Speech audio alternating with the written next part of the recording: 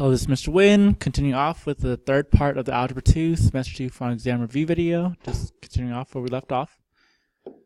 So, find the y-coordinate of the solution in the second quadrant of the following system. So again, we have a system. Remember, systems, you have to get y equals from both equations, set them equal to each other, and solve for x, then plug it in. Our first equation is already y equals. We'll leave that alone. But the second one, y minus 10 equals x, I got to rewrite that. I got to fix that.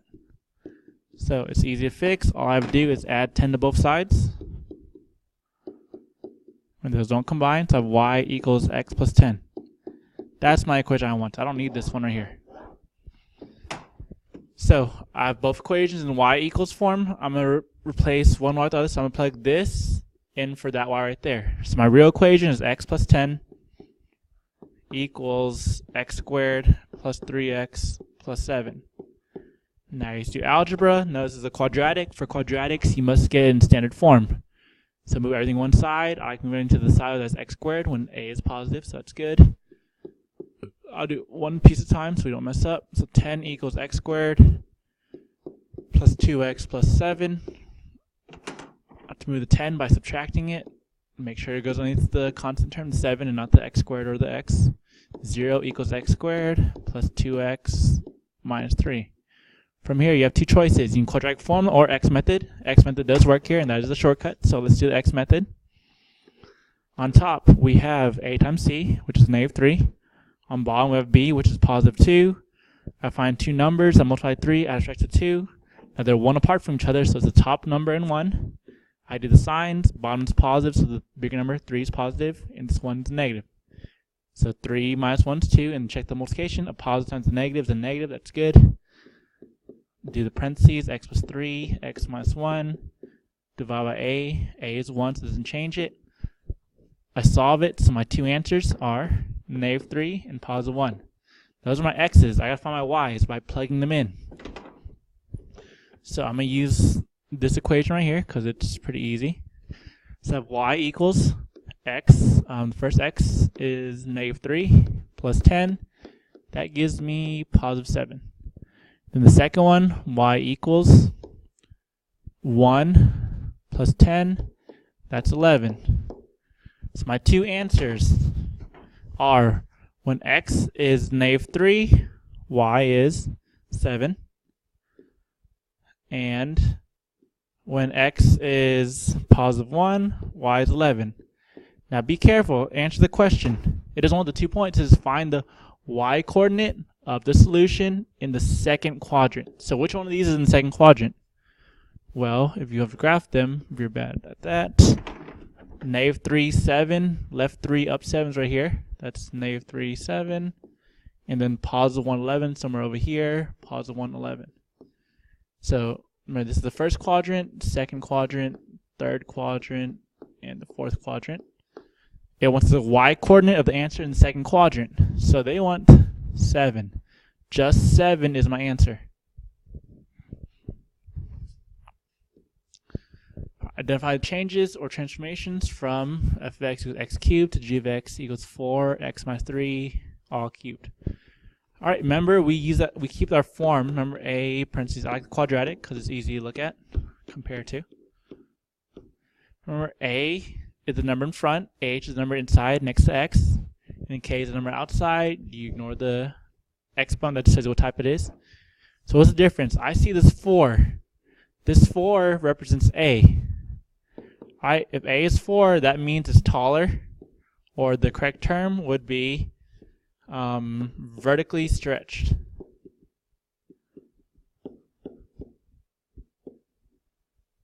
By a factor of 4.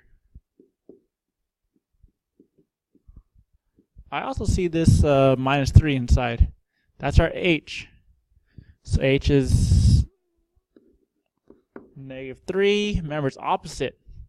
So that means it moves right 3. Or if you use the correct terms, it's to be shifted right or horizontally to the right 3 units. That's it. So make sure you identify A, H, and K. A again is taller, wider, flipped or not.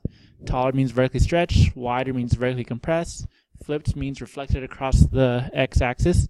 K is your horizontal shift, left and right. Make sure you know it's always opposite. And then K is your vertical shift, up and down. It's always normal. Solving rationals. Remember, this is the 5 steps. Step 1 is factor the bottoms only. Well, the bottom, x plus 2 is prime. The second bottom, 5 is prime. The third one, let's make it a fraction. I'm putting over 1. So step 1 is done. Step 2, LCD. What do I need and how many? Well, I need an x plus 2. I also need a 5. And I need a 1, but 1's only, that doesn't matter. So there's 2 things here. To save time, let's do restrictions now. X cannot be -2. Fix every fraction. This first fraction is missing a 5 over 5. The second fraction is missing x plus 2 over x plus 2. The third fraction is missing both. So it's missing a 5 and a x plus 2 over 5 x plus 2. But now all 3 denominators are the same thing, as both the 5 and the x plus 2. If all the bottoms are the same, you can combine each one to one big fraction. Remember, the top things are multiplying. So this is going to be 5 times 6 plus 3 times x plus 2 all over LCD. On this right side, it's going to be 5 times x plus 2 times 3 all over LCD. We already found our restrictions, so let's cross out the LCD and just fix the top. So 5 times 6, I'm going to distribute, that's just 30. Distribute a positive 3 here, that's plus 3x plus 6. Over here, there's 3 things to multiply. I'm going to do 2 at a time. I'm going to do the 5 and the 3 first. I'm going to do this middle thing last. So 5 times 3 is 15. That 15 comes down, and then this other thing, the x plus 2, also comes down. Right? Don't multiply the 5 or 3 with that x plus 2 yet. From here, combine terms, also distribute again. So on the left side, 30 plus 6 is 36 plus 3x. On this right side, I distribute this 15 to both of these. That's 15x plus 30. Now it's just basic algebra. Get x to one side. Well, there's 3x and a 15x. Let's move the smaller one, the 3x. So 36 equals 12x plus 30. X is on the right, so move everything away from the right side. So let's subtract this 30, including x by itself. So 6 equals 12 over x. And last but not least, divide both sides by 12. They actually do like decimals on this test. So 6 over 12, we put in calculator, that's 0.5. So 0.5 equals x. Remember, when in doubt, you can always check it by plugging it in. So let's try it. Do each side separately. So alpha y equals 6. I'm doing 0.5 for x, 0.5 plus 2. Plus alpha y equals 3 over 5. My left side is 3. Well, my right side is also 3. 3 equals 3. That's true. So we found what x is. All right. Solve for t. T is an exponent. So to bring down exponents, we got to take logs. Well, the good thing is, nope, I can't even log both sides yet because that 25 is in my way. All right, so I want to divide both sides by 25. So this is gone. So I'm at this step. I'm at p over 25 equals 7 to the t over 3 power. Well, now that the thing with exponents by itself, I can log both sides. I'm going to log both sides because that is exponential form. I'm going to go log form. I got to pick a smart base. Well, I'm going to pick 7 because 7 has an exponent. Last thing is this cancels over here. So where are we at? We're at log of base 7 of p over 25 equals t over 3. Now it's the algebra. To solve for t, it's part of fraction. You got to get rid of fraction by multiplying by the denominator.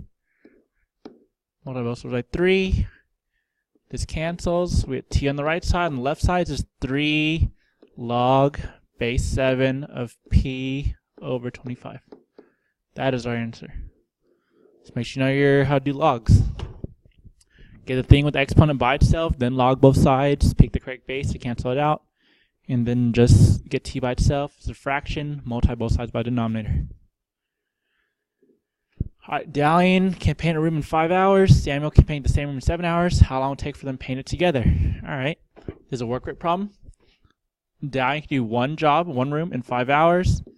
Samuel can do one room in 7 hours, and together is one room in X hours. This is solving, so 5 steps. Step 1, factor the bottoms, all factored. Step 2, LCD, which I need how many? Well, I need a 5, I need a 7, and I need an X. I'm save time by doing restrictions now. X can't be 0. Fix what each thing's missing. The first one is missing a 7 and an X over 7X. The second one's missing 5 and X. The third one's missing a 7 and a 5. Make it one big fraction on each side. Well, 7x times 1 is 7x. 5x times 1 is 5x over LCD equals, well, 7 times 5 is 35. 35 times 1 is 35. LCD. All right, since we found the restrictions, I can cross out the bottom. Just combine terms. 7x plus 5x is 12x equals 35. Divide both sides by 35. Sorry, divide both sides by 12. X is that fraction. They do like decimals here too, so let's type in the calculator and make sure it's not in our restrictions. So I'm just going to do 35 divided by 12. I get 2.92. 2.92 hours. And that's not our restriction. 0 is the only restriction we have. So it has to be faster than the slowest person. So if it takes Dalian 5 hours, he wouldn't work with Samuel unless it was faster than 5 hours. All right, find the inverse of this. It's been a while since we found inverse. Remember 3 steps. You're going to write it as y equals. So let's do y equals 3 over x plus 5. We're going to switch x and y. So x equals 3 over y plus 5. Then we're going to solve for the brand new y. Well, y is part the bottom. It's a fraction. Multiply both sides by y plus 5. All right. The left side is going to be x parentheses y plus 5. And this right side, that cancels, just 3. Well, let's distribute. So this is xy plus 5x equals 3. We get y by itself. So let's subtract 5x both sides. So xy equals 3 minus 5x. Last step, I had to divide by x, so I get y by itself. That right there is my answer. So it is y equals 3 minus 5x over x. Now there also was one other way I could solve this. Same amount of work, but same answer overall, where you have to make sure you have to combine the two fractions. But this is a nice, fast way of doing it. And the final problem. Josh knows the population of a certain animal was decreasing at a rate of 8.5% per year. He counted 110 animals in the habitat he was studying, created a function that models this. This is a simple growth or decay problem. So we're going to use the formula y equals a parentheses 1 plus or minus r to the t power. You do plus r if it's growth. You do minus r if it's decay. All right, so because it's decay, we're actually going to use the, is it decay? Yeah, decreasing is decay. We use the minus formula. So here's the real formula we're using. All right, y is your final amount. We don't know it. A is your starting amount. We start with 110 animals. All right, parentheses 1 minus r. R is the rate, percent, but make sure you make it a decimal. You divide by 100 or move the decimal to the left twice. So that's really 0.085 to the t, or you call it x, your choice. I'll leave it as t. They do want you to combine or simplify the inside of that parentheses. So if you do 1 minus 0.085, I'll just use a calculator for that. 1 minus 0.085, I get 0.9150. 0.9150 to the t. That's your answer. Remember, an exponential is supposed to look like a times b to the x. B controls growth or decay. Well, this b is 0.915. Remember, that's less than 1. That means it's decay. So this does make sense. All right, and that's it for the whole review. So if you study all 3 videos, you know all 20 questions, you should be able to ace this test.